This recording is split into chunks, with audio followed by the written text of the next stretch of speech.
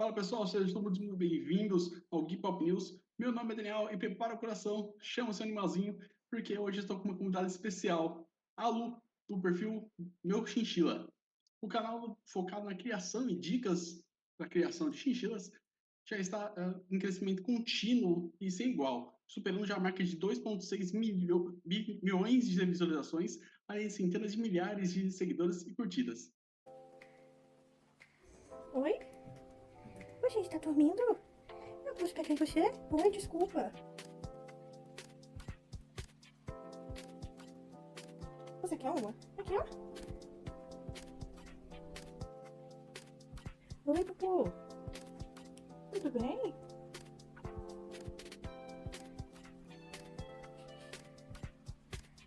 Vamos fazer amizade? Vamos fazer amizade, Pupu? Você quer mais? Aqui, ó.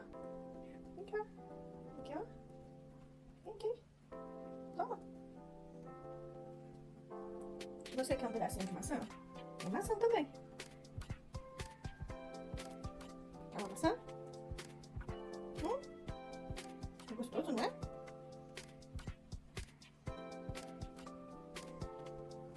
Eu posso pegar em você? Vem cá.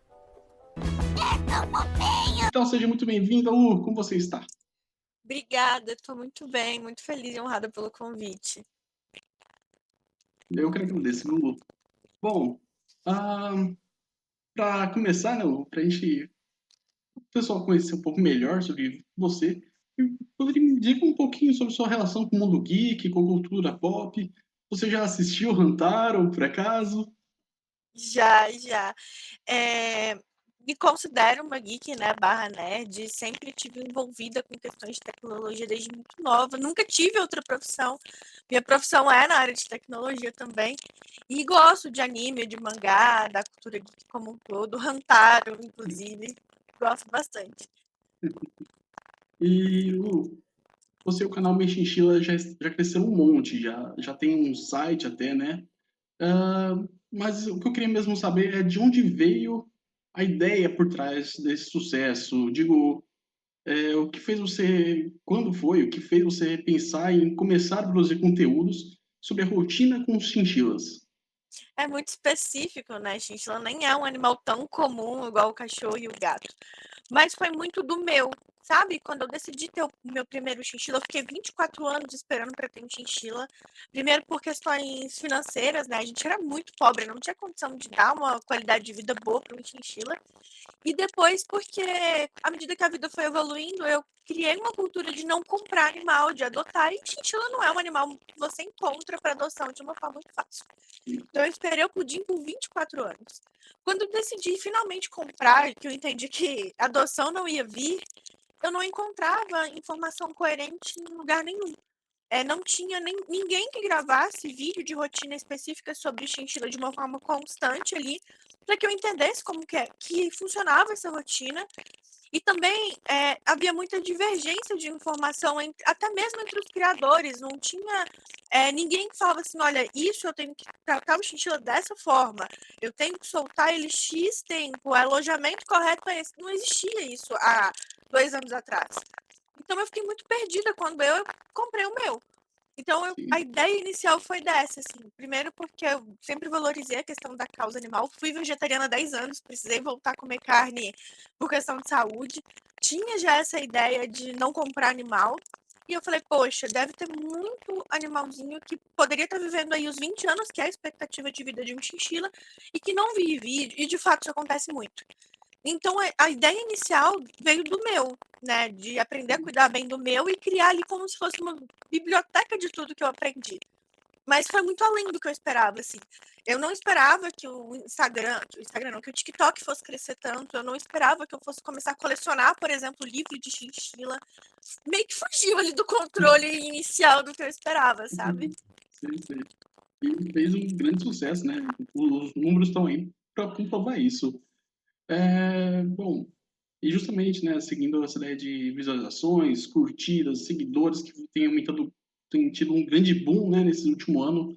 Eu queria saber como foi, em que momento foi que você percebeu que estava fazendo esse sucesso Você se lembra desse momento? O que foi, por exemplo, Tem 2 foi esse semanas. vídeo. Tem literalmente 2 semanas, assim. Eu não tinha muita noção do que era a comunidade. Realmente não tinha.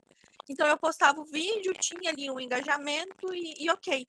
E aí depois que deu esse boom do primeiro vídeo que bateu 1 milhão, foi porque o TikTok, né, para quem usa a ferramenta, ele não te mostra o engajamento real desde que você começou a conta. Ele te mostra o engajamento dos últimos 60 dias. E por mais que você poste muito vídeo, sempre, e por mais que você tenha um bom engajamento numa conta ali mediana, quando você olha ali para os últimos 60 dias, dá o quê? 50 mil visualizações. Você não consegue ter uma noção realmente do que você tem de engajamento.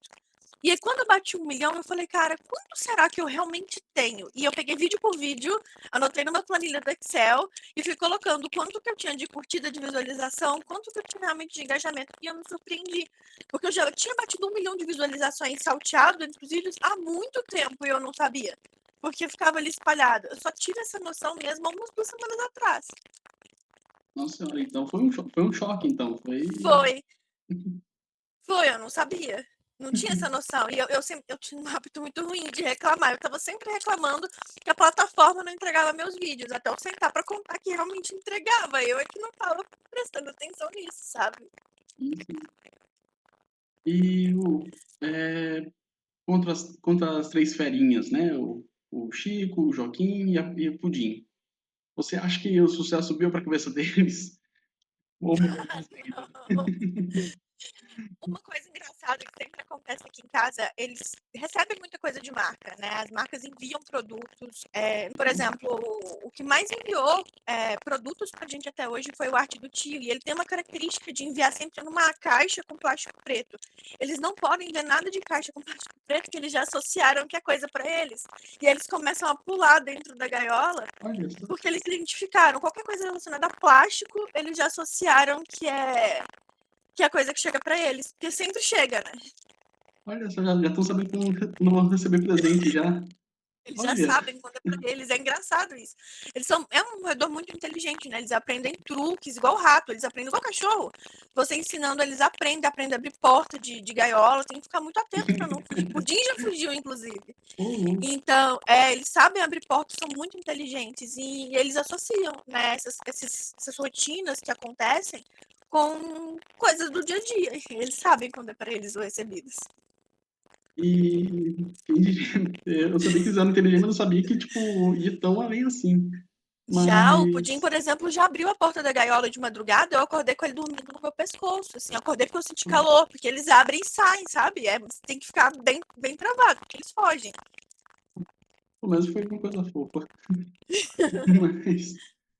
E agora, seguindo com uma direção um pouquinho mais séria, né? Mas, Uhum. assim, quanto à questão de gravações, assim, há algum preparo com eles? Você poderia nos contar esse lado, os bastidores?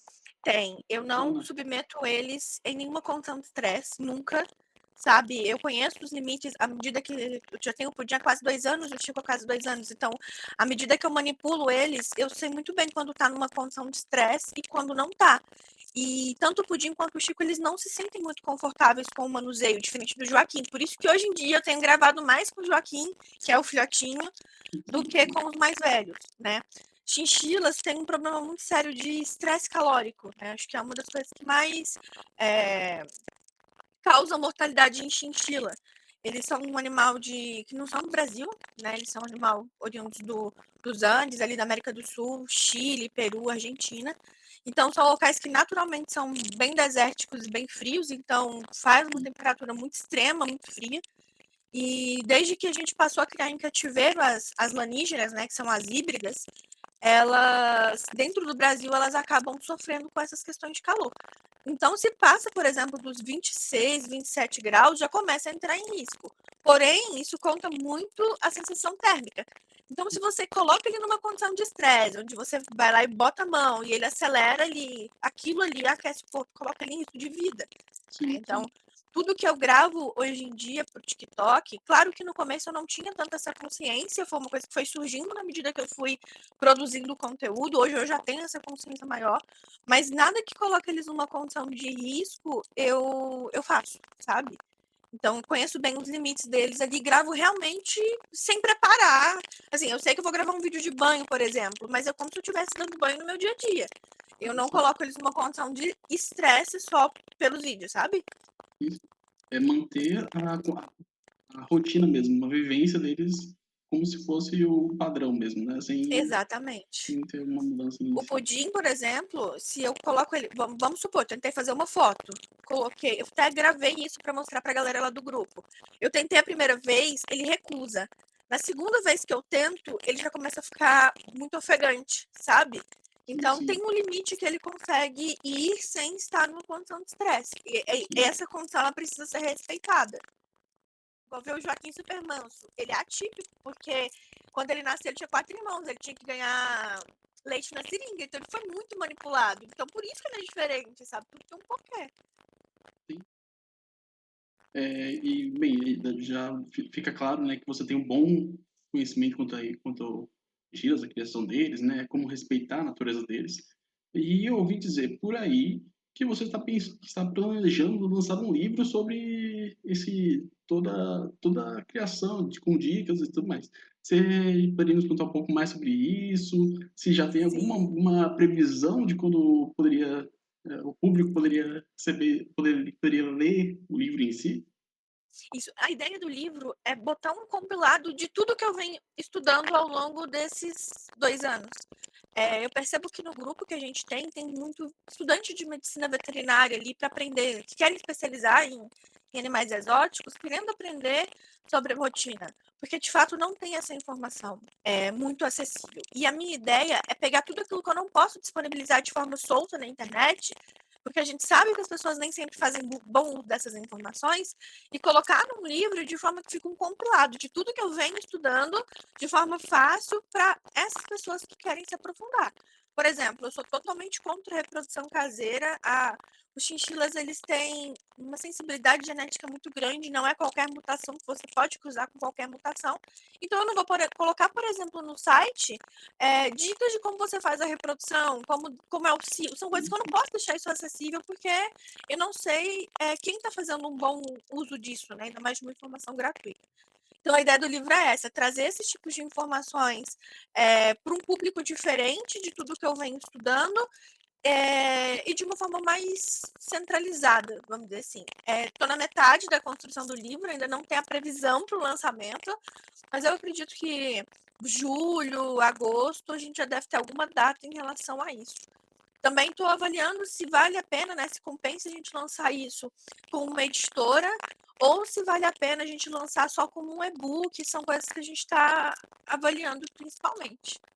Ah, são a parte mais da produção em si, né? Do Exatamente, mas a ideia lançamento. principal é essa, eu Uhum. não posso colocar certas informações acessíveis na internet, a gente sabe, como eu falei, não tem muita noção da amplitude em quem isso chega, né? Sim, sim, E a ideia do livro é isso, é colocar todo o conteúdo que eu estudei, mas de uma forma mais reduzida ali, para o público mais restrito. sim, sim. E, bem, e agora quanto à questão voltando um pouquinho, né, para a questão da produção de vídeos, como criador de conteúdo em si, né? Sobre o que você diria para alguém que está começando a tentar querendo entrar na questão de produção de conteúdo? Como você diria, qual dica você gostaria de dar para a pessoa deslanchar? Poderia dar Quem me alguma dica? conhece há muito tempo sabe que eu sou muito. Era, né? Acho que eu nem me considero mais. Eu era muito tímida. Essa situação que a gente tá assim, era fora de propósito. Jamais aconteceria. Se for pegar os primeiros vídeos, até para só narrar ali um vídeo que eu nem aparecia, eu tinha muita vergonha.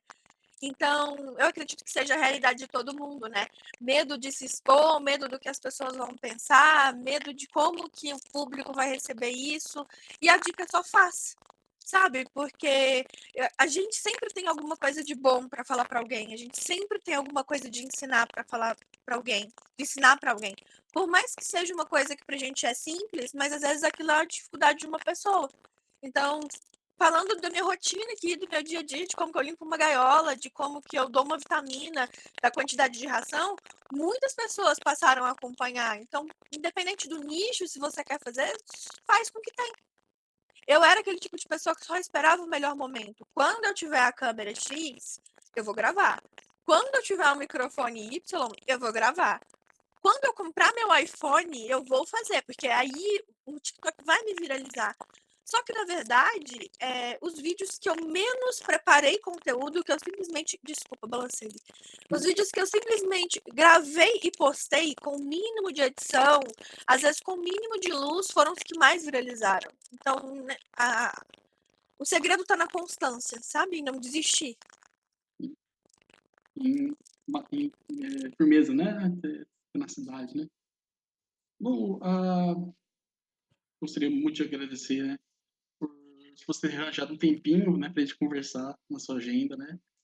Adorei poder trocar essa ideia com você. Gostaria de saber, você tem um recado para deixar pro pessoal de casa? Quero pedir para todo mundo seguir acompanhando, valorizar os animais de vocês. Se vocês têm vontade de começar a produzir conteúdo, independente do tema, façam. A vida da gente ela é muito curta pra gente deixar de fazer aquilo que a gente tem vontade só por medo, sabe? Do que as pessoas vão pensar. Então, respeito acima de tudo e vai. É isso aí. Bom, para você que está nos assistindo, corram e já sigam a página do meu chinchila, vai estar em algum lugar aqui na tela. Lá no Instagram ou no TikTok.